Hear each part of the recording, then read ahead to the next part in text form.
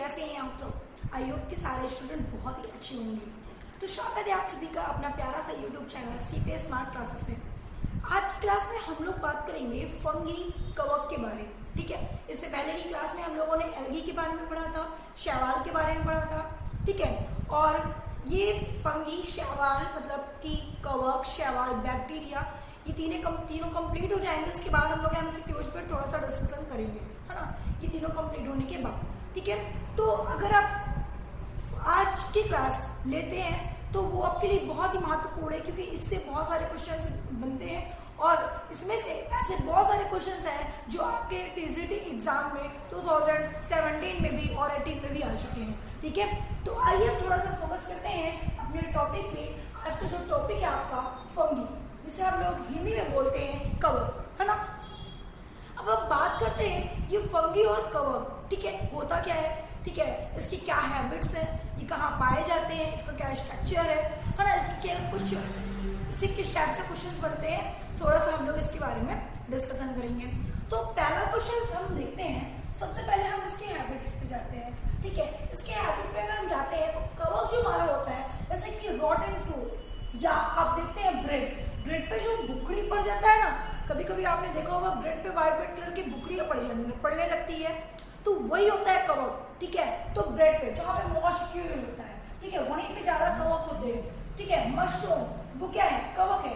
तो ऐसे जगहों पे ये जैसे कभी कभी आपने देखा होगा रॉटन फ्रूट में, ठीक है, फ्रूट्स में भी बुकड़ियां पड़ने लगती हैं, तो उसी को हम लोग क्या बोलते हैं, कवक बोलते हैं। ठीक है, दूसरी चीज इसके अगर हम स्ट्रक्चर की बात करें, कवक के स्ट्रक्चर की बात करें तो हमेशा ध्यान दीजिएगा, यहाँ से क्वेश्चन हमारे ये बनते हैं कि कवक जो होता है ना, फंगी जो होता है वो मल्टी सेलुलर होता है या यूनिसेलुलर होता है। ठीक है, या बोथ ऑफ, ठीक है, बोथ ऑफ एबव ऐसा भी देता है। ठीक है, तो आपको हमेशा ध्यान देना है कि जो आपका कवक है वो मल्टी सेलुलर होता है।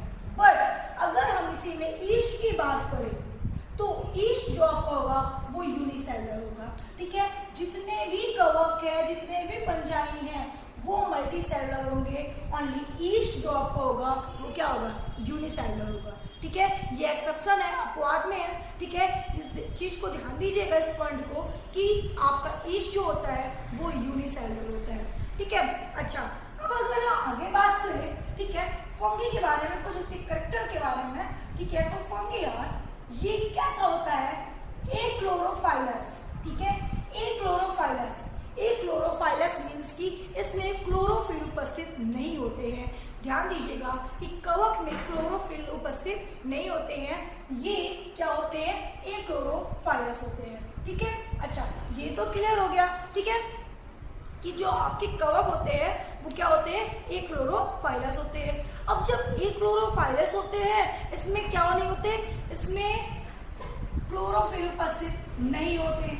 अब भाई जब क्लोरोफिल इसमें उपस्थित नहीं होते तो इसमें एक पॉइंट हमारा और आता है, फिर ये हेटेरोट्रोफिक होते हैं, है ना। हेटेरोट्रोफिक मीन्स कि ये स्वपोषी हो ही नहीं सकते। जब इसमें क्लोरोफिल उपस्थित नहीं होगा तो ये अपना भोजन नहीं बना पाएगा, मतलब कि ये फूड फॉर्मेशन नहीं कर पाएगा। और जब फूड फॉर्मेशन नहीं करेगा तो ये हेटेरो क्या होंगे, ये हेटेरोट्रोफिक ही होंगे, मतलब कि परपोषी होंगे, ना कि स्वपोषी होंगे। ठीक है, इतनी चीजें आपको समझ में आ गई होगी, है ना। यहाँ पे पूरा कंसेप्ट क्लियर हो गया होगा कि क्या है, ये हेटेरोट्रोफिक होते हैं और स्वपोषी होते हैं, सॉरी परपोषी होते हैं, स्वपोषी नहीं होते हैं। ठीक है, यहाँ से देखिए, यहाँ से ही आपका एक प्रश्न बन जाता है। प्रश्न ये बनता है, मतलब आप यहाँ से कई पॉइंट्स उठा लेंगे जब आपको ये पता चल जाएगा कि फंगी एक्लोरोफाइलस होता है, फंगी एक्लोरोफाइलस होता है। तो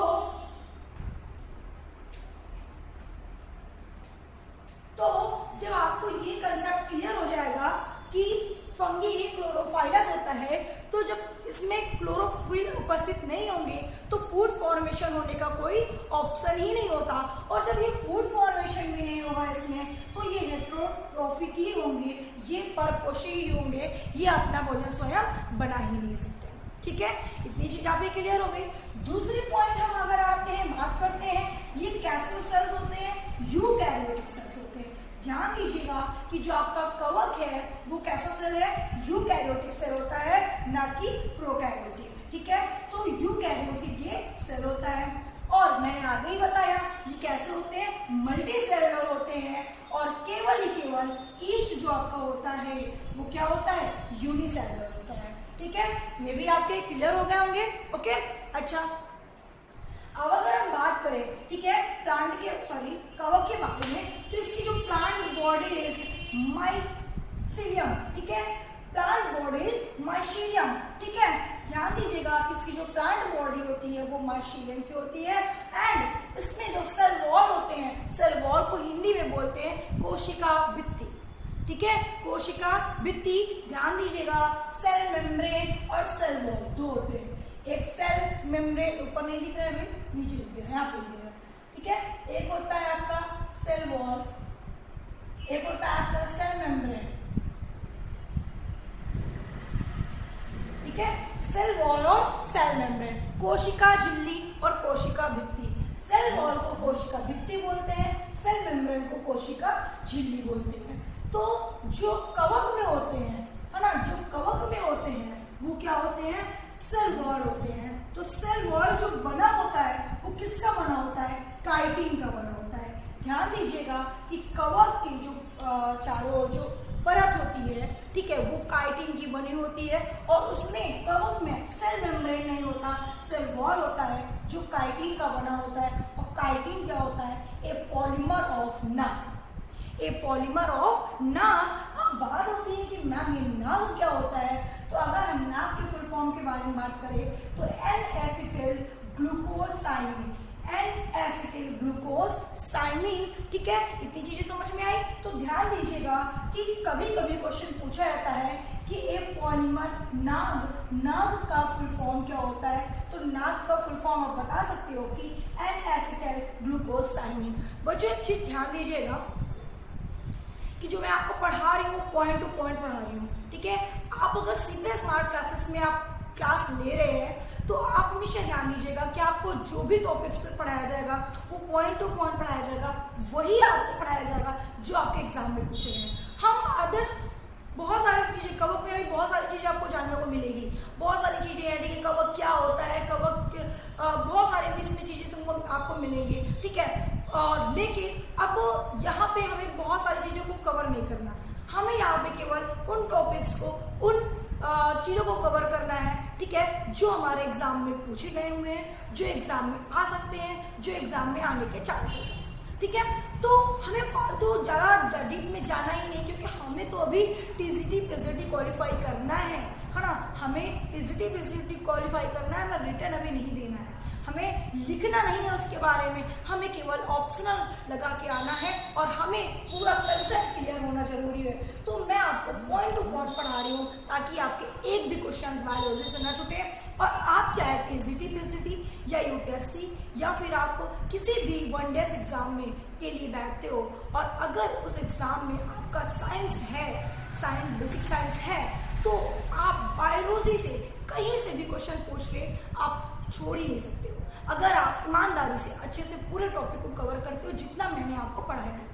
तो पूरी क्लास लेने के लिए जल्दी से आप सीपीएस स्मार्ट क्लासेस का ऐप डाउनलोड कर लीजिए, जिसमें आपको लाइव क्लासेस मिलेगी, साथ में नोट्स प्रोवाइड किया जाएगा और साथ ही साथ आपको नोट्स के साथ साथ एमसीक्यूज, टेस्ट सीरीज, ये सारी चीजें अवेलेबल होगी। ठीक है, तो जल्दी से सीपीएस स्मार्ट क्लासेस का ऐप डाउनलोड करिए, जहां पे आपको प्ले स्टोर पे जाकर सीपीएस स्मार्ट क्लासेस का ऐप डाउनलोड कर लो, या फिर डिस्क्रिप्शन पे आपको लिंक मिल जाएगा, वहां से आप डाउनलोड कर लीजिए। अगर आपको इसमें कोई प्रॉब्लम होती है या कोई भी दिक्कत आती है तो वहां पे व्हाट्सएप नंबर दिया होगा डिस्क्रिप्शन पे, आप श्योर व्हाट्सएप पे बात कर सकते हो। ठीक है, व्हाट्सएप के थ्रू या कॉल करके, नो डाउट, बिल्कुल डाउट में आपको नहीं रहेगा। ठीक है, आइए, तो इतनी चीजें आपकी क्लियर हो चुकी होगी कि सेल वॉल जो होता है वो उसमें क्या होता है, काइटिन का बना होता है। और काइटिन एक पॉलीमर ऑफ नाक, नाक का फुल फॉर्म क्या होता है, N-एसिटिल ग्लूकोसाइमिन। ठीक है, अच्छा, उसके अलावा अगर हम बात करें, ठीक है, मोस्टली टेरेस्ट्रियल होता है ये। ठीक है, ये ज्यादातर टेरेस्ट्रियल होता है। और अगर हम कवक के रिप्रोडक्शन के बारे में बात करें थोड़ा सा, ठीक है, यहाँ से क्वेश्चन हमारा बहुत सारे बनते हैं। ठीक है, कवक के रिप्रोडक्शन से, कि रिप्रोडक्शन से क्या ऐसा क्वेश्चन बनता है कि कवक जो होता है वो ध्यान दीजिएगा, कवक रिप्रोड्यूस बाई, ठीक है, रिप्रोड्यूस बाई वेजिटेटिव मतलब कि वर्धीय कायजना, ठीक है, और असेक्सुअल एंड सेक्सुअल मेथड, मतलब कि वेजिटेटिव, सेक्सुअल और असेक्सुअल एंड सेक्सुअल मेथड्स, तीनों मेथड्स कवक रिप्रोडक्शन करता है। ध्यान दीजिएगा कि कवक हमारा जो होता है वो कायिक जनन, लैंगिक जनन, अलैंगिक जनन, तीनों तरीके से ये क्या करता है, सेक्सुअल रिप्रोडक्शन करता है, ठीक है। अच्छा, तो ध्यान दीजिएगा, यहाँ से क्वेश्चन हमारे बनते भी हैं और यहाँ पे आपको कंफ्यूज नहीं होना। रिप्रोडक्शन की अगर बात करें तो कवक रिप्रोडक्शन वेजिटेटिव भी करता है, असेक्सुअल भी करता है, सेक्सुअल भी करता है। अभी हम लोग आगे बात करेंगे, अभी यहाँ पे आपको इतना ही ध्यान दे रहे हैं, बहुत डीप में हम लोग नहीं जाएंगे, ठीक है। अच्छा, इतनी चीजें आपको बिल्कुल क्लियर हो गई। अब अगर हम बात करें कि सेक्स ऑर्गन में, तो sex organ are unicellular, are non जॉकेट्स, मतलब कि जो आपका सेक्स ऑर्गन होता है वो यूनिसेलुलर होता है एंड नॉन जॉकेट्स होता है, उसमें कोई भी कवरिंग नहीं होती है, एंड ये थैलोफाइट्स होते हैं, ठीक है, ये थैलोफाइट्स होते हैं, ये थैलस होते हैं। जब थैलस होते हैं तो रूट, स्टेम, लीफ में कोई डिफरेंट नहीं होता है। ध्यान दीजिएगा कि जो फंगी होते हैं, कवक होते हैं, वो कैसे होते हैं, थैलोफाइट्स होते हैं, थैलोफाइट्स में इन्हें रखा गया है। इतनी चीजें आपको समझ में आ गई है ना। आइए थोड़ा सा हम नेक्स्ट आगे बात कर लेते हैं, ठीक है। अगर आपको इतनी चीजें समझ में आ गई तो वीडियो को लाइक करना तो बनता है, वीडियो को लाइक करना बिल्कुल भी नहीं भूलिएगा, ठीक है। चलिए, ठीक है, तो इतना चीज तो आपको समझ में आ ही गया होगा, है ना। अब हम अगर आगे थोड़ा सा बात कर लें कि तो the study of fungi is known as mycology. ध्यान दीजिएगा, ये क्वेश्चन बहुत इंपॉर्टेंट क्वेश्चन है, यहाँ पे भैया आप स्टार बना लो, बहुत इंपॉर्टेंट क्वेश्चन है। देखिए ध्यान दीजिएगा, अगर हम किसी भी टॉपिक को पढ़ते हैं तो उसकी स्टडी कहाँ पे की जाती है, ये क्वेश्चन अक्सर एग्जाम में पूछा जाता है। चाहे किसी भी चीज को ले लो, जैसे कि आपने वायरस पढ़ा तो वायरस की स्टडी कहाँ पे की जाती है, वायरोलॉजी, है ना। कवक पढ़ रहे हो, कवक की कहाँ पे जाती है, माइकोलॉजी, ठीक है। अब सवाल पढ़ रहे हो तो फाइकोलॉजी, है ना। सेल पढ़ रहे हो, साइटोलॉजी।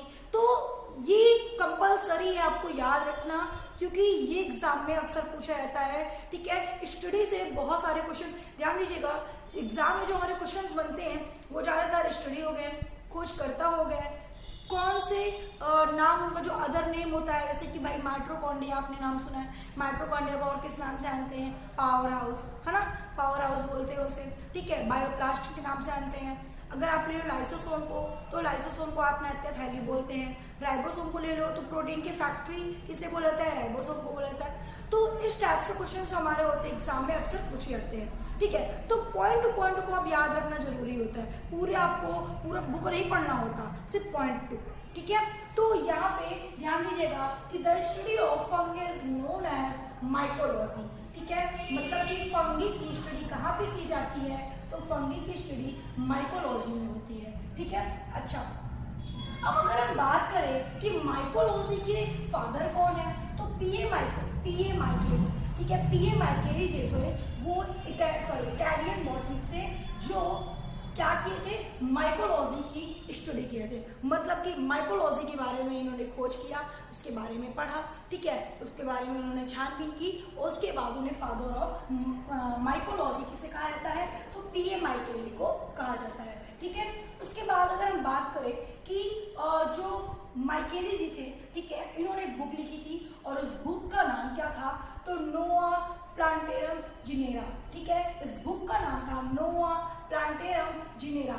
ये मोस्ट इंपोर्टेंट क्वेश्चन है, बुक से तो बहुत सारे क्वेश्चन पूछे जाते हैं, ध्यान दीजिएगा, इससे भी बहुत सारे क्वेश्चन पूछे जाते हैं। जैसे कि आपने पढ़ा, हमने आपको स्टार्टिंग में ही बताया था कि ना कि अरस्तु, ठीक है, थियोफ्रिस्टर जो थे, थियोफ्रिस्टस जी, अरस्तु जी, इन्होंने भी एक बुक लिखी थी, कौन सी बुक लिखी थी अरस्तु ने, तो the Animalia of plantarum, the story of Animalia, ये अरस्तु जी ने लिखी थी, है ना, और द स्टोरी ऑफ प्लांटेरम ये थियोफ्रिस्टस जी ने लिखी थी, ठीक है। तो इस तरीके से दो बुक लिखी गई थी, ठीक है। तो बुक से बहुत सारे क्वेश्चन पूछते हैं, तो पीए माइकेली ने भी नोआ प्लांटेरम जिनेरा नाम की बुक लिखी थी, ठीक है। अच्छा, अब हम अगर आगे बात करें कि फादर ऑफ माइकोलॉजी, मैंने आपको बताया है पीए माइकेली थे, तो यहाँ पे भी वही चीज मेंशन किया गया है कि फादर माइकोलॉजी, ठीक है। तो फादर ऑफ माइकोलॉजी कौन है भाई? आप बता सकते हो कि पीए माइकेली। पीए माइकेली जो थे वो कौन थे? फादर ऑफ माइकोलॉजी थे, ठीक है, माइकोलॉजी के फादर थे।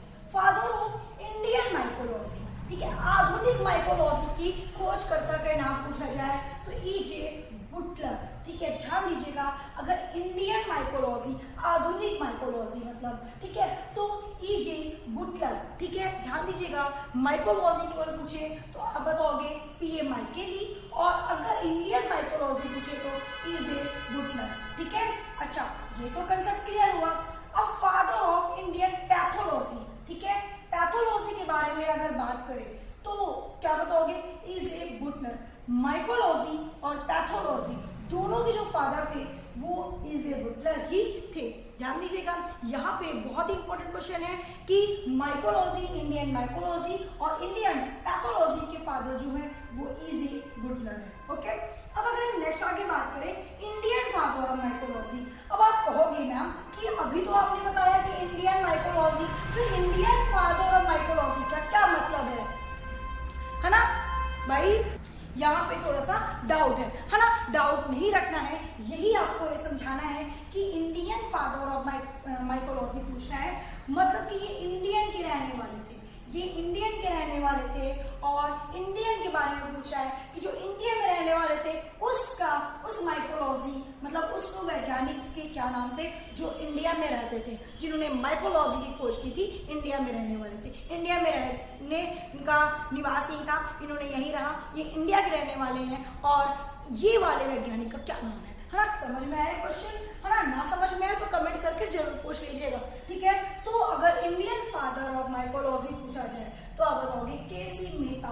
ध्यान दीजिएगा, अगर फादर ऑफ इंडियन पैथोलॉजी ऐसा क्वेश्चन पूछे तो ईजे बुटलर, और अगर यहीं पे इंडियन फादर ऑफ माइकोलॉजी तो केसी मेहता, ठीक है। अच्छा, नेक्स्ट अगर हम बात करें father of modern mycology and plant pathology, ध्यान दीजिएगा, देखिए यहाँ पे थोड़ा डिफरेंट है, और इस चीज को याद रखिएगा क्योंकि यही भी हमारा क्वेश्चन फंसता है। हम लोग रट के बहुत जाते हैं, खूब रट के जाते हैं, लेकिन थोड़ा सा कंफ्यूज होते हैं, यार इंडियन माइकोलॉजी कौन है, माइकोलॉजी कौन है ना? और बहुत सारे अलग अलग तरीके से पैथोलॉजी का कौन है, वही थोड़ा नाम में डिफरेंट होता है, क्वेश्चन थोड़ा डिफरेंट है, आंसर पूरा अलग है, कैसे समझ में, है ना? तो इसलिए आपको रटना नहीं है, यहाँ पे एक चीज को ध्यान देना है कि जैसा मैंने आपको बताया कि Indian father of mycology K C Mehta ji हैं, और father of modern mycology and plant pathology अगर पूछे, ध्यान दीजिएगा कि modern mycology and plant pathology तो A D Bary, Bary by B, है ना? तो अगर आपसे पूछा जाए कि modern mycology and plant pathology तो एडी मेहता, बेरी BERY है, अगर आप डबल आर लिख देंगे तो फ्रूट वाला बेरी हो जाएगा, ठीक है, तो डबल आर नहीं लिखिएगा वहां पे, ठीक है। ध्यान दीजिएगा कि एडी बेरी है कौन? प्लांट पैथोलॉजी और मॉडर्न माइकोलॉजी की, ठीक है। अब लास्ट में हम थोड़ा सा बात कर ले कि फेमस इंडियन माइकोलॉजी, है ना? कभी क्वेश्चन पूछा जाता है कि फेमस इंडियन माइकोलॉजी के कौन है, ठीक है, कौन से हैं जो बहुत ही फेमस हैं, इंडियन माइकोलॉजिस्ट कौन है? तो यहाँ पे अगर ये क्वेश्चन पूछा जाए कि इंडियन माइकोलॉजिस्ट जो फेमस है, तो दो वैज्ञानिक का नाम मैं आपको बता दे रही हूँ, सीवी सुब्रमण्यम और TS सदाशिवम, ठीक है। ध्यान दीजिएगा कि सीवी सुब्रमण्यम और TS सदाशिवम, ठीक है। तो ये जो दो वैज्ञानिक थे वो फेमस इंडियन माइकोलॉजिस्ट थे, जो बहुत ही ज्यादा फेमस थे, और यहाँ से क्वेश्चन हमारा बहुत सारा बनता भी है और बहुत सारे क्वेश्चन हमारे पूछे जाते हैं। तो इस तरीके से मैंने आपको कवक से जितने भी क्वेश्चंस आपके पुटअप हो रहे हैं, जितने भी क्वेश्चंस आपके पूछे गए हैं, मैंने आपको ऑल बता दिया। जो थोड़े बहुत जो क्वेश्चन छूटे भी होंगे वो मैं MCQs कराऊंगी तो आपको बता दूंगी, वहां पे एक भी क्वेश्चन आपके नहीं छूटने वाले हैं। लेकिन अगर आप चाहते हो कि हम एकदम अच्छे तरीके से थोड़ा सा लॉन्ग टाइम के लिए, लॉन्ग समय मतलब थोड़ा सा 15 मिनट से ज़्यादा हम क्लास ले, 1 घंटे की क्लास में डिस्कशन के साथ पढ़ें, तो जल्दी से आप CPS स्मार्ट क्लासेस का ऐप डाउनलोड करिए, और डाउनलोड करने के बाद अगर आप बायो की क्लास लेना चाहते हो या किसी भी सब्जेक्ट की क्लास लेना चाहते हो, ठीक है, तो डिस्क्रिप्शन में आपको व्हाट्सएप नंबर होगा, वहां पे आप व्हाट्सएप से बात कर लीजिए या कॉल करके बात कर लीजिए, आपको पूरी डिटेल्स दे दी जाएगी। तो जल्दी से डाउनलोड करिए सीपीएस स्मार्ट क्लासेस और वीडियो को लास्ट तक देखना बिल्कुल भी मत भूलिएगा और अपने दोस्तों को शेयर करना तो बिल्कुल भी नहीं भूलना है। Okay, thank you. फिर मिलते हैं हम नेक्स्ट क्लास में नेक्स्ट वीडियो के साथ बैक्टीरिया, ठीक है, बैक्टीरिया के साथ मिलेंगे। बैक्टीरिया टॉपिक होगा, पहले से आप रीड करके रखना। Okay, thank you.